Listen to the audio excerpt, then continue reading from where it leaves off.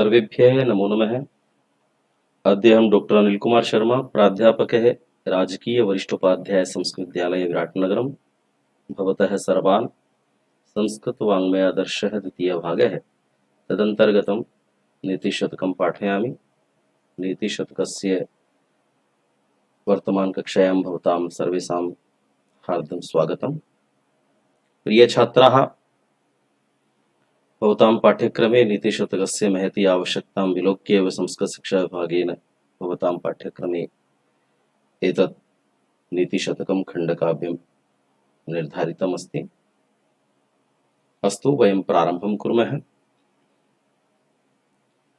शशिदिवाकरयोर्ग्रहपीडनम् गजभुजङ्गमयोरपि बन्धनम् मतिमताञ्च विलोक्य दरिद्रताम् विधिरहो बलवानिति मे मतिः। शशिदिवाकरयोर्ग्रहपीडनम् गजभुजङ्गमयोरपि बन्धनम् मतिमताञ्च विलोक्य दरिद्रताम् विधिरहो बलवानिति मे मतिः। शशिदिवाकरयोर्ग्रहपीडनम् गजभुजङ्गमयोरपि बन्धनम् मतिमताञ्च विलोक्य दरिद्रताम् विधिरहो बलवानिति मे मतिः। द्रुतविलम्बितम् अत्र छन्दः। द्रुतविलम्बितमाहनभौ भरौ द्रुतविलम्बितमाहनभौ भरौ द्रुतविलम्बितमाहनभौ भरौ द्रुतविलम्बितमाहनभौ भरौ। अत्र प्रसङ्गः। प्रियछात्राः, अत्र कविः वर्णयति यत् भाग्यम् एव बलवत् भवति, बलवत्तरं भवति। भाग्यस्य बलवत्ता विषये अयं श्लोकः। पदच्छेदं कुर्मः। शशिदिवाकरयोः, अत्र शशिश्च दिवाकरश्च शशिदिवाकरौ, तयोः शशिदिवाकरयोः इतरेतरद्वन्द्वसमासः अस्ति। अत्र करयोः ग्रहपीडनम् ऋत्वसन्धिः अस्ति। अत्र रेफस्य ऊर्ध्वगमनम् अभवत्। ग्रहपीडनम् इति द्वितीयपदे ग्रहाणां पीडनम् अथवा ग्रहैः पीडनम्, क्षम्यताम्, ग्रहैः पीडनम् अथवा ग्रहेण पीडनम्। तो तृतीया अस्ति, तृतीय तत्पुरुषः, ग्रहेण पीडनम् अथवा ग्रहाभ्यां पीडनम् अथवा ग्रहैः पीडनम्। गजभुजङ्गमयोः अपि, गजश्च भुजङ्गमश्च गजभुजङ्गमौ, तयोः गजभुजङ्गमयोः, अत्रापि शशिदिवाकरयोवत्, अत्रापि इतरेतरद्वन्द्वसमासः अस्ति। ऋत्वसन्धिः अत्रापि अस्ति। भुजङ्गमयोः धन अपि ऋत्वं बन्धनं लुडन्तं पदमस्ति। मतिमतां च, मतु प्रत्यय अस्ति, मति शब्दात् मतिमान् षष्ठी बहुवचने पदमस्ति। मतिमतां च अनुस्वार परसवर्णे अस्ति। अत्र विलोक्य विल उपसर्गः लोक्री धातु ल्यप प्रत्ययः विलोक्य दरिद्रतां, दरिद्र शब्दात् तल करणेन दरिद्रता भवति, द्वितीय एकवचने दरिद्रतां कर्मणि पदम्। विधिः अहो, अत्र ऋत्वसन्धिः अस्ति। बलवान् इति मे मति, अर्थान्तन्यास अलङ्कार अस्ति। अत्र एतेन वाक्येन एतेषां समर्थनं कृतमस्ति पूर्ववाक्यानाम्। अन्वयः अपि सरलः अस्ति। शशिदिवाकरयोः ग्रहपीडनम् गजभुजङ्गमयोः अपि बन्धनम् मतिमतां च दरिद्रतां विलोक्य विधिः अहो बलवान् इति मे मति। अत्र व्याख्यानम् अस्ति शशि अर्थात चंद्रमा, दिवाकर अर्थात सूर्य। तो शशि दिवाकरयोः अर्थात चंद्र सूर्ययोः। ग्रह पीडनम राहु ग्रहेण ग्रसनम, ग्रहेण पीडनम राहु नामकेन ग्रहेण ग्रसनम, अर्थात चंद्र समान सूर्य समानौ द्वौ अपि बलशालिनौ ग्रहौ तयोः द्वयोः अपि राहु नामकेन ग्रहेण ग्रसनम क्रियते। गज भुजंगयोर्मयो, गजश्च भुजंगश्च तयोः भुजंगमयो। गजेनाम हस्ति, हिंदी भाषा में हाथी इति वदन्ति, करी। सर्पः भुजंगः, तो गज सर्पयोः हस्ति सर्पयोः अपि बंधनम भवति। गजस्यापि बंधनं कर्तुं शक्यते, बलशाली जीवः अस्ति गजः। भुजंगेऽपि भयंकरः जीवः अस्ति, तस्यापि वशीकरणं संभवम् अस्ति।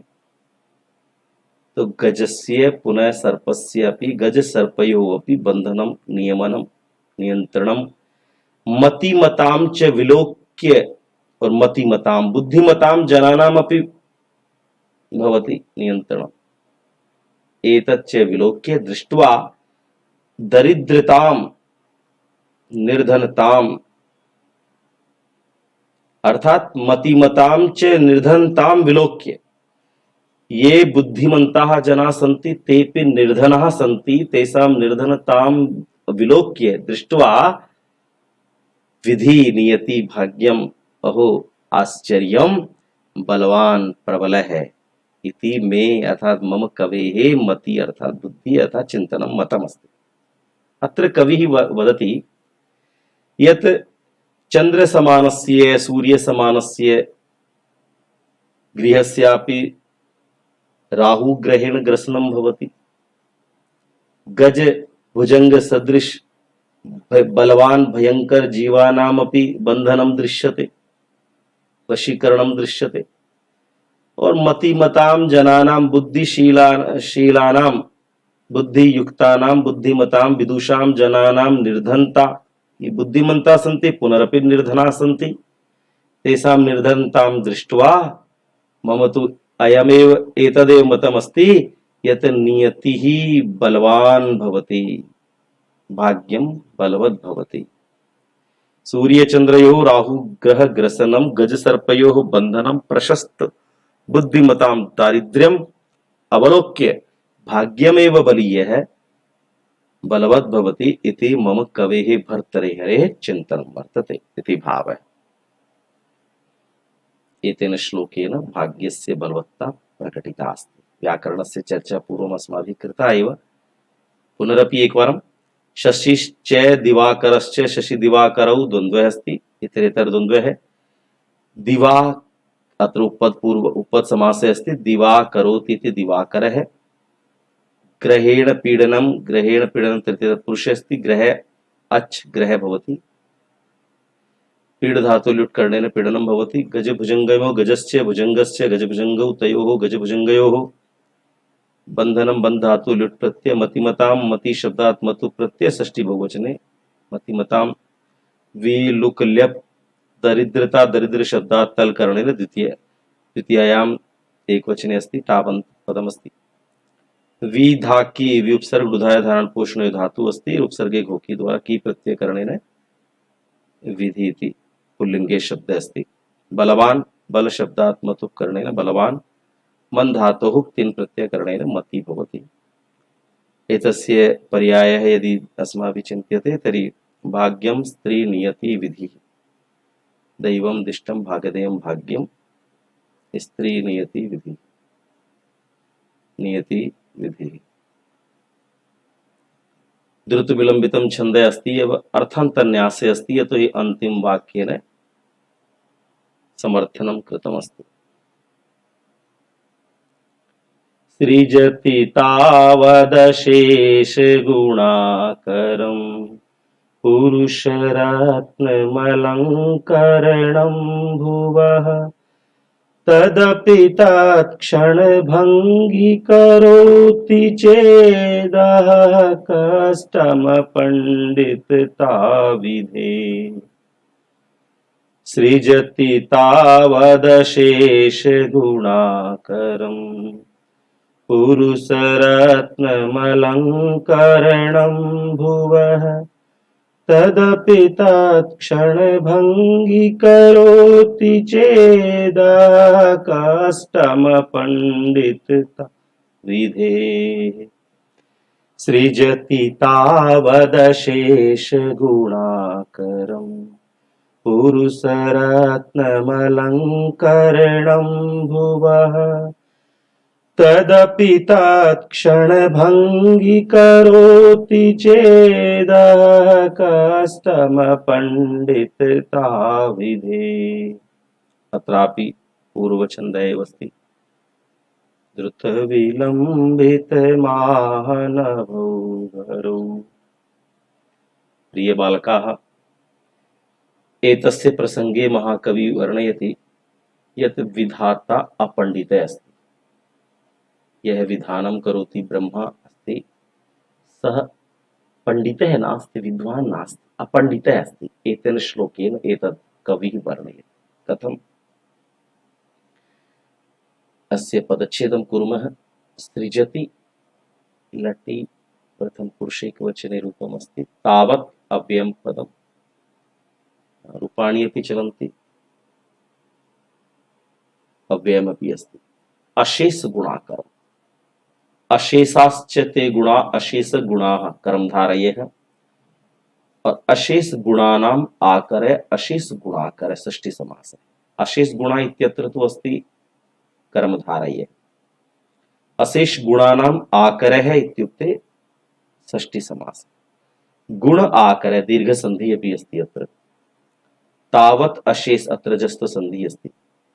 पुरुषरत्नम्, पुरुषेषु रत्नम् इव पुरुषरत्नं भवति। अलङ्करणम्, अलम् उपपूर्वकं क्री धातु लुट् पदं, लुटि रूपमस्ति। भुवः तद अपि जस्त्वं तत्क्षणं, तत्क्षणभङ्गी, तत्क्षणभङ्गी करोति चेत्, चेत् अह जस्त्वमस्ति, अत्र संबोधनं पदमस्ति। अत्र एतत् खेदे प्रयुज्यते। कष्टम् अपण्डितता, न पंडितता अपण्डितता। अपण्डित शब्दात् तल् करणेन अपण्डितता भवति। तल् पुनः टाप् विधेः। अन्वयं कुर्मः। अशेष गुणाकरम् भुवः अलङ्करणम्। अशेष गुणाकरम् भुवः अलङ्करणम् पुरुषरत्नं सृजति तावत् तदपि क्षणभङ्गी, तत्क्षणभङ्गी करोति, तत्क्षणभङ्गी चेत् करोति अहः विधेः अपण्डितता कष्टम्। व्याख्यानं कुर्मः। विधि अर्थात नियति, विधाता। अशेष गुणाकर, अशेष नाम संपूर्ण समस्त, गुणानाम आकर है निधि, आकरम निधिम, समस्त गुण निधिम, अखिल गुणानाम भंडारम, भुवः पृथिव्याः अलंकरणम आभूषणम, पृथिव्याः कृते अलंकरणभूतम पुरुषरत्नम, पुरुषोत्तमम पुरुषश्रेष्ठम, पुरुषेषु यत् रत्नमस्ति, पुरुषम पुरुषः एव रत्नम, पुरुषरत्नम, पुरुषरूपी रत्नम, रूपक अलंकार रूपक्रमधार अपि अस्ति। तावत् सृजति निर्माति और तदपि तथापि निर्माय अपि तत् नरश्रेष्ठम पुरुषरत्नम क्षणभंगी क्षणेन भंगी नाशशीलम चेत करोति यदि विदधाति अहह कष्टम खेदकरम यद विधेहि ब्रह्मणः अपंडितता मूढ़ता कष्टकरम भवति। अर्थात महता प्रयत्नेन पृथिव्याः अलंकरण भूतं मनुष्य रत्नं निर्माय अपि तद मनुष्य रत्नं क्षणेनैव मारयति नाशयति। एवं प्रतीयते यत् विधाता अपंडितः एव अस्ति। विधाता भावार्थं पश्यामः। विधाता अखिल गुण विभूषितं पृथिव्याः अलंकार भूतं कमपि नरश्रेष्ठं निर्माति। एतत् सत्यं तद नर रत्नं निर्माय क्षणभंगुरं करोति। यदि निर्माति तर्हि क्षणे एव किमर्थं नाशयति। महता प्रयत्नेन तस्य नररत्नस्य निर्माणं करोति पुनः क्षणभंगुरं करोति नाशयति क्षणेनैव। खेदमस्ति यत् ब्रह्मणः मूढ़ता कष्टकारिणी विद्यते। व्याकरणम् अशेष गुणाकरम् अशेषाणां गुणानाम् आकरः षष्ठी समासे अस्ति। अलम उपपत्पूर्वकं लुक्रियकरणे धातु लुट् करणेन अलंकरणं भवति। पुरुषरत्नं पुरुषेषु रत्नम् अथवा पुरुषः एव रत्नं क्रमधारे। अपंडितता अपंडित शब्दात् तल करणेन टाप मध्ये रूपमस्ति अपंडितता। खनि स्त्रियाम् आकरः कोशे अस्ति अत्र खनिः स्त्रियाम् आकरः खनि आकरः एतौ द्वौ। विधाता इत्यस्य विधाता विश्वसृड विधिः विश्वं सृजति इति विश्वसृड। विधाता विश्वसृट अथवा सृड और विधि एते पर्यायाः सन्ति। द्रुत विलंबितं छन्दः अस्ति अर्थान्तरन्यासे अलङ्कारः। अन्तिमे अन्य वाक्येन समर्थनम् अस्ति यत् अर्थान्तरन्यास अलङ्कारः अस्ति। यत्र सूक्तिः भवति तत्र अर्थान्तरन्यास अलङ्कारः भवति। अग्रिमः श्लोकः। पत्रं नैव यदा करीरविटपे दोषो वसन्तस्य किम् नो लोकोऽप्यवलोकते यदि दिवा सूर्यस्य किं दूषणम् धाराः नैव पतन्ति चातकमुखे मेघस्य किं दूषणम् यत्पूर्वं विधिना ललाटलिखितं तन्मार्जितुं के क्षमः। पत्रं नैव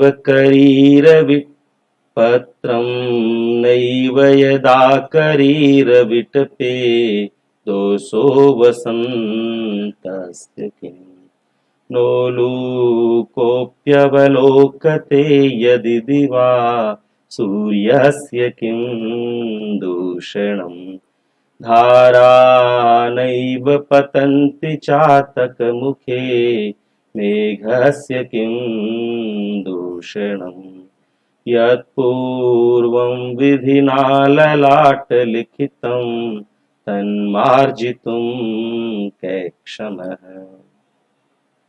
अंतिमम् अस्ति कः क्षमः कः समर्थः अर्थात न कोऽपि अर्थापत्ति अस्ति अत्र शार्दूल विक्रीडितं छन्दः गेयं छन्दः अस्ति। छात्राः एतस्य छन्दसः अभ्यासः करणीयः। अस्य प्रसंगः अस्ति। प्रसंगे कवि वर्णयति यत् प्रजापति द्वारा प्रजापतिना ब्रह्मणा ललाटे मस्तके यद् लिखितं यत् किमपि उल्लेखः कृतः यत् किमपि लिखितमस्ति तत् मार्जनं कर्तुं कोऽपि समर्थः नास्ति। भाग्ये यद् लिखितमस्ति तस्य मार्जनं कर्तुं समर्थः कोऽपि नास्ति इति अत्र श्लोकेन महाकविः भर्तृहरिः वर्णयति। पदच्छेदं कुर्मः। पत्रं न एव नैव वृद्धि संधि अस्ति। यदा करीर विटपे करीरस्य विटपः तस्मिन् करीर विटपे षष्ठी समासे अस्ति। अथवा करीरः एव विटपः अत्र कर्मधारः अस्ति। कर्मधारः अपि कर्तुं शक्यते। करीरः एव विटपः करीर विटपः करीरस्य विटपः करीर विटपे। करीर है मरुस्थले एकः पादपः भवति, यस्मिन् पादपे पर्णानि न भवन्ति, कंटकानि एव भवन्ति, मरुस्थले मिलति। करीर विटपे दोषः वसन्तस्य किम्, अर्थात नास्ति किमपि। न उलूकः नोलूकः गुणः अस्ति, उलूकः अपि उत्तरपूर्वकम् अस्ति अत्र। अपि अवलोकते अप्यवलोकते यणसन्धि यदि दिवा सूर्यस्य किं दूषणम्, अर्थात न किमपि। धाराः नैव न एव वृद्धि अस्ति अत्र, विसर्गलोपः अस्ति अत्र सन्धि, न एव इत्यत्र वृद्धि। चातक मुखे चातकस्य मुखम चातक मुखम तस्मिन् चातक मुखे मेघस्य किं दूषणम्, अर्थात न किमपि। यद पूर्वम चतुसंधि अस्ति अत्र, यद धन पूर्वम, यद पूर्वम। विधिना ललाट लिखितम, ललाटे लिखितम, ललाट लिखितम सप्तमी समासे अस्ति अत्र तत्पुरुषः। तद मार्जितुम अनुनासिक संधि अस्ति, तुमुनन्तं पदम। कः क्षम, किं दूषणम, किं दूषणम, किं दोष है, अत्र सर्वत्रापि अर्थस्य आपत्ति आगच्छति, अर्थात न दोष है, न कस्यापि दोष है। एवं अन्वयं कुर्मः। यदा करीर विटपे पत्रं नैव, यदा करीर विटपे पत्रं नैव वसन्तस्य किं दोषः, वसन्तस्य दोषः किम्। यदि दिवा, यदि उलूकः दिवा अपि नावलोकते, न अवलोकते सूर्यस्य दूषणं किम्। धाराः चातक मुखे न पतन्ति मेघस्य दूषणं किम्। यत् पूर्वम, पूर्वम यत् विधिना ललाट लिखितम तन्मार्जितुम क्षमः कः, अथवा कः क्षमः, अर्थात मैं व्याख्यानं कुर्मः। किंचिदेव अस्ति अत्र अन्वये परिवर्तनं।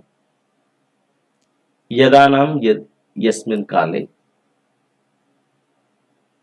करीर विटपे, करीर नामके वृक्षे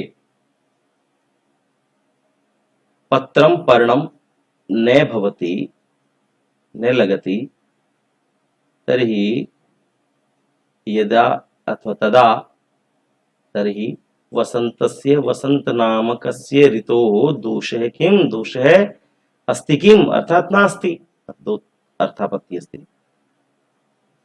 करीर नामके वृक्षे यदि पत्रम न लगति, पर्णम न लगति, तर्हि वसंत ऋतोः दोषः अस्ति किम्, नास्ति।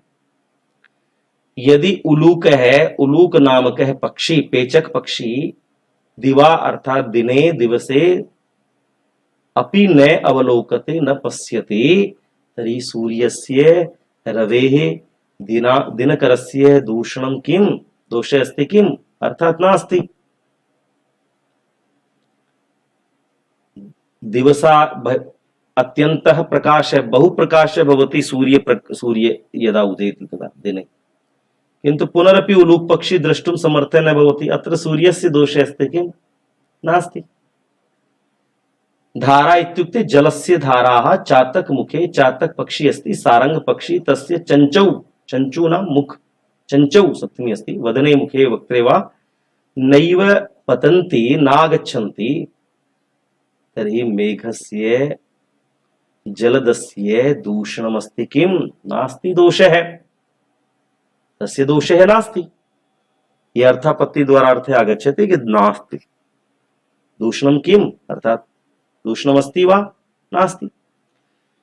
पूर्वं प्राक् यद् विधिना ब्रह्मणा ललाट लिखितमस्ति, ललाटे भाले लिखितमस्ति, अक्षर रूपेण विलिखितं, तन्मार्जितुं प्रोञ्छितुं मार्जनं कर्तुं, प्रोञ्छनं कर्तुं कः क्षमः, कः समर्थः, कः प्रभु, कः समर्थः अस्ति, अर्थात नास्ति कोऽपि। भावार्थः अस्ति यस्य यदि करीर नामक पादपे वसंतर्तौ पत्रम नैल जायते तर्हि वसंतस्य कः दोषः। यदि पेचकः उलूकः सूर्यालोके दिने न पश्यति तर्हि दिवाकरस्य कोत्र दोषः। यदि चातक नामक खगस्य चंचौ वर्षा बिंदवः न पतन्ति तर्हि मेघस्य को दोषः। अतः उक्तम आदौ विधात्रा परमात्मना नियत्या यल्ललाटपट्टे यद्भालपट्टे लिखितं तत् प्रोञ्छितुं कः समर्थः न भवति। अर्थापत्ति अस्ति अत्र अलङ्कारः। शार्दूलविकृतं छन्दे अस्ति एव। व्याकरणं दूष धातु ल्युट् प्रत्यय दूष दीर्घ अस्ति।